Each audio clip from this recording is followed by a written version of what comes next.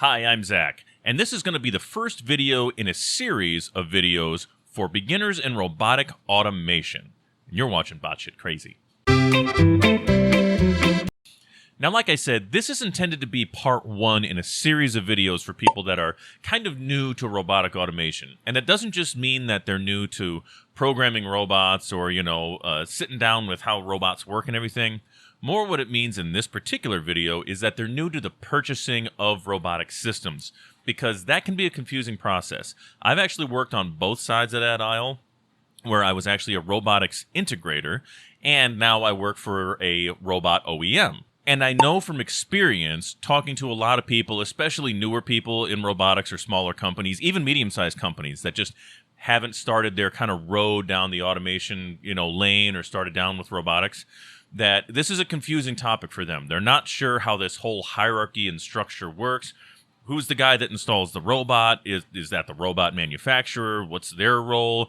Does this guy that, do I bring in a tool designer? Do those guys program the robot? Is programming the robot the whole automation?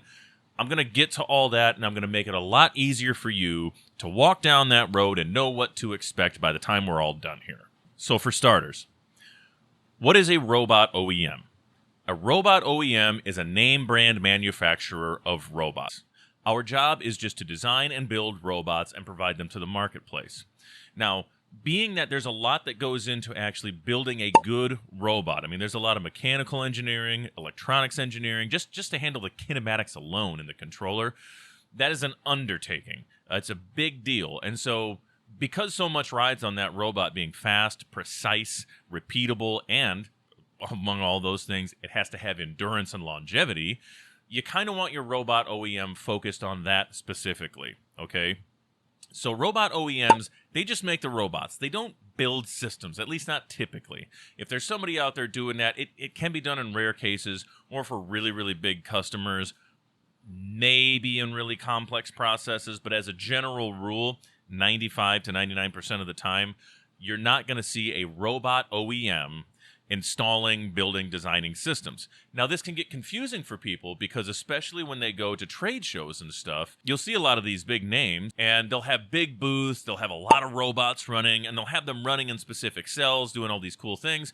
And often when we're working those booths, it's not uncommon for people to come up and say, how much is this cell? And what they don't realize, and probably just because they haven't bought robots before or anything, is that cell that we're showing is just a demonstration cell. It's not a cell that we would actually design and build and, provide to the market. Because every robot cell is very, very unique, at least in general. There are some pre-engineered cells, but that's for a different discussion. And now that brings me to the next thing I want to define, and that is a robot cell, okay? This is where you'll hear people like integrators or, robot OEMs or just people in the business talking about a robot cell versus a robot, okay? So like I said, we have robot manufacturers, they're making robots. Then you have robot cells. The cell could be defined as the robot and all the peripheral accessories that it takes to make the robot work to complete a specific task or process, okay? All that wrapped into one is a robot cell. Now, what do I mean? An example might be something like a palletizing line. This is a real simple example, so let's start with that. You might have, a conveyor that comes in, and that's bringing the boxes to the robot. The robot's picking the things up, but the robot has a gripper on the end of the robot. Let's say in this case it has a vacuum tool. That vacuum tool is coming down, it's picking up the box, but to know that the box is there, it hits a little prox sensor. So the prox sensor tells the robot, oh, hey, there's a box here at the end of the conveyor, and that gives the robot the green light to come pick it up. But then there's a pallet that it's got to set it on. Well, the robot wants to know that that pallet is there and not missing, so there's a prox sensor telling the robot that that pallet is present as it's supposed to be. And maybe outside of that, there's some guarding all the way around this robot. And there's, doors that go into the robot cell, and those have safety interlocks on them so that if you open the door, everything shuts off or something if it's not an authorized open. And maybe there's an HMI, a touchscreen on the outside of the robot cell that allows the operator to change different recipes and adjust to different size boxes and things like that, okay? That's all peripheral equipment that ties into the robot, and that is the robot cell. Now, a lot of times, this is another misconception. A lot of times that robot cell is not run by the robot controller. It's actually run by a PLC. And that's kind of the brains of the operation. So you've got several different pieces at play, and that's just a simple system I'm talking about here. If this was an assembly system or something, where you've got lots of actuators moving parts in, maybe you've got feeder bowls presenting parts to the robot that it picks up, and then it puts in this other thing, and then maybe a vision system comes over, maybe even on another robot, and it does, an inspection to make sure that everything is assembled correctly, all the parts are present. And then maybe you have more parts that come in either on a conveyor, or maybe they come in again, some sort of vibratory feeder, and a vision system tells it. It goes on and on, okay? All that stuff is manufactured separately by different manufacturers. And somebody has to tie all that together. And that's not your robot manufacturer. That's not the big name booths that you see at the trade shows with all the cool cells and every stuff. Those cells at the trade shows, those are meant to show you what their robots can do. And they're meant to show it to you in an application that's relatable. Okay, that's really what they're trying to do. They're trying to create an eye-popping or an eye-grabbing sort of application that's also relatable for you, that will make you want to stop and say, I could see my robot, or myself needing something like that. Maybe these guys know how to do that. And this is where the solution comes in. Whilst we won't provide that solution, we know who does. This is where we talk about integrator partners, okay?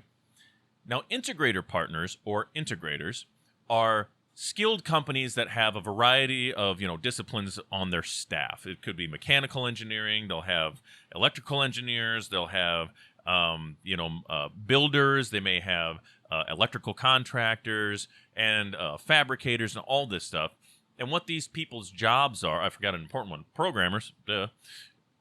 And what these people's jobs are is to design a cell for you using a robot, and usually several other pieces of equipment, to accomplish the task that you've set out for them to accomplish.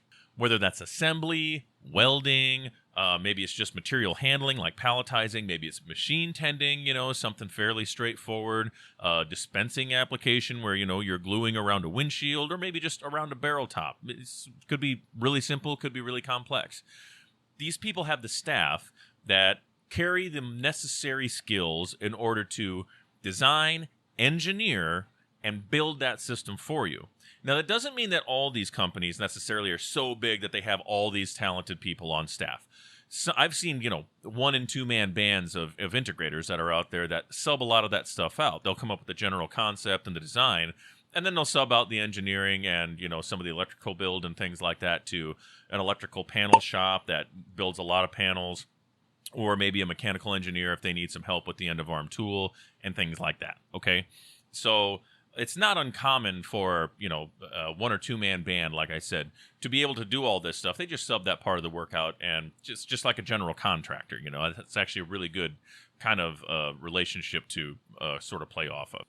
Now, robot manufacturers will maintain a network of these integrators, usually throughout the country, and these integrators will be trained specifically on those robot manufacturers, protocols, how to program, how to tie other equipment into it, how to make them do whatever it is that you're looking to do, okay? And how many different robot manufacturers they represent is really kind of on a case-by-case basis from integrator to integrator. No two are necessarily exactly the same. Some just want to use one robot manufacturer, and that's it. They think that learning any other one is just too big a pain in the butt, so they're not going to do it. And then you'll meet other ones that will consider themselves brand agnostic in terms of, robot brand. They'll say, yeah, we'll use anybody, and basically we just got to get trained up on them. We have good robot programmers, and I've met robot programmers that say, if I'm going to program a robot, I can program a robot. Just give me any robot and I can program it. And I've met other guys who say, I'm only programming this one brand of robot. Don't ever show me another brand again as long as I live. Those are two very diametrically opposed opinions, but they are out there, and so is everything in between. So when you go to a trade show, or you look on YouTube or whatever, and let's just say you reach out and they'll say, okay, tell me about your application. Tell me some things that I need to know. And they'll have probably several questions for you. And this is so that when they do pull in an integrator partner, they can pull in the right one that's going to be good at what it is you need to do. Because these integrators, they specialize in different things, okay? You have some integrators that are really, really focused on like robotic welding. You have other ones that are really focused on like robotic painting. You'll have some other ones that really pride themselves on difficult assembly solutions. Palletizing and general material handling does seem to be one that a lot of people fit into as well. So they have experience making these specific systems work, you know? So if you come to them with a machine tending application, they may not want to point you in the direction of somebody who's specific to robotic painting. They're going to want to kind of look up somebody from their catalog who kind of, leans towards machine tending or maybe specializes in it outright. They may have, a pre-engineered cut and paste solution that'll kind of work for you, and that's going to save money. Again, topic for another program, but, you get the idea. So after they've gotten some of that information, then they're going to say, hey, can I introduce you to this integrator? Now, I'm going to try to make kind of a long story short here. The basics that you need to know at this point, and this is what I'm trying to drive to you, is that the robot manufacturer is going to be the entry point to connect you with the appropriate integrator if you don't already know one. If you happen to know one, then you just kind of skip that step. But when the integrator gets a hold of you, the next steps are for them to gather a lot of information. And now if you're close at hand, and by close at hand, I mean like if you're within an hour, maybe, or two, they might consider just coming to see you. But bear in mind that, that can be a lot of investment for them to spend a whole day driving out to see you. So they're probably going to want to kind of qualify you first. And what that really means is they just want to make sure that you've got a budget carved out and that they're going to be kind of able to fit somewhere within that before they invest the time to come see you and know what they're getting into, know what stage of the journey you're at. Are you just looking for a budget? Do you have a budget carved out and you're looking for quotes so that you can do something actionable within the next, couple of months, 2-3 months or something like that? Those are reasonable questions they're going to ask to make sure they're targeting their time appropriately. A lot of times, if at all possible, they'll try to gather all this information, virtually or electronically. I certainly do. It's a heck of a lot faster. It's way more efficient. And usually, we can get that qualifying stage over really fast if we can kind of get that stuff. Because the first step for a robotics integrator when they're evaluating their project, and by first step, I mean kind of the first pass to you, is they're going to give you a budgetary estimate. So they're going to need a bunch of information, and sometimes this can be pretty lengthy stuff, cycle times, payloads, reaches, how many people for how many hours for how many days. They're going to want to know how many different variations of the parts. Is that permanent, or is there an 80-20 to those parts? They're going to want to know a lot of different stuff, and they have to, because it's easier to fail at installing a custom robotic solution than it is to succeed. Plain and simple. So they're going to want to cover all their bases to make sure their butts are covered, because they don't want to promise something they can't deliver, and, that goes down a whole other road. So once they've gathered all this information, then they're going to say, okay, based on what you've told us, we're going to say that this is probably going to cost somewhere between, let's just say, $350,000 and $500,000. Is that going to be a comfortable range for you? And then if you say, yeah, thumbs up, that's comfortable for me, that's about what I was expecting, let's take the next step, then what they're going to do is start investing some time and money into creating a firm quote. And that firm quote is going to be, very detailed. It's going to have a lot of specifications and information. It's pretty common that a firm quote comes with, some kind of rendering or sort of conceptual modeling of what the solution's actually going to look like, a layout and things like that. It's pretty fair for you to expect that and pretty standard for most people to offer it. About the only time you don't see that is if an integrator is really backed up against a wall with a lot of work and they don't have time to put the engineering into that. Most of the time they do it, though, even for their own, purposes, so that they know that what they're quoting and what they're selling is actually all going to work. And you need to do some reach studies and stuff with a robot to pick the right model. There's a lot that goes into that, hence the man hours, hence why they want to make sure that they give you that budget first and you kind of sign off on, yeah, I'm prepared to spend that much, before they kind of dump a lot of their resources and time and energy into creating what usually comes out to be a fairly detailed quote package, and then sending that off to you. Because it's going to cost them a fair amount of money to get there, and once they do, they're making a promise they really have to be able to stand behind. So they want to make sure they do it right.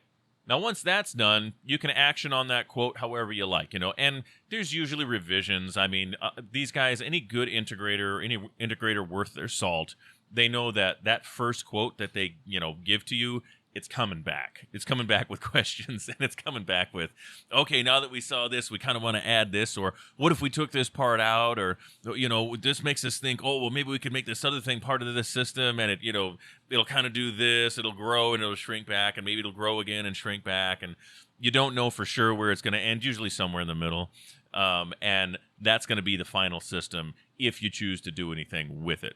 So let's kind of summarize all this.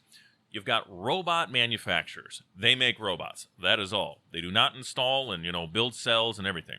Underneath that, you have robot cells, okay? The robot manufacturer's product, the robot, goes into a robotic cell, and that cell contains all kinds of extra peripheral equipment that is used to complete the process, okay? Clamps, actuators, feeder bowls, vision systems, sensors, PLCs, all that stuff. That all gets tied together. Now, who does that? That's your integrator. The integrator is the group of people, that's the company, that's going to take that robot, pluck it off the shelf from the robot manufacturer, and they're going to take the PLC, and they're going to pick up the vision system and all that stuff that you need, and they're going to tie it all together and program it all to function the way that you want for your solution, okay? Those integrators generally are going to be kind of leaning towards one brand or another, or be partnered with very specific brands, not just in the robot space, but even in, the PLC space, the vision system space, things like that. There's going to be some that they know and are already trained on and really good with. They may tend to prefer those. But if you've approached a robot manufacturer, like at a trade show or online or whatever, they will automatically hook you up with an integrator that's in their network, because those robot manufacturers, like I said, maintain that network throughout the country, and they'll make sure that you get partnered with the right integrator for your application. Expect a fair amount of questions. Expect to have to provide a lot of data to get that budgetary quote from the integrator, because the first thing they're going to do, just give me the information dump, and now let's sit down and carve out a number and say, are you okay with this number? Is that going to be a decent range for you? Is that something you can work with? If you say no, thumbs down, okay, we'll see you whenever you feel like your budget's going to be in place, or whenever you're ready to move, or whatever the next step looks like there.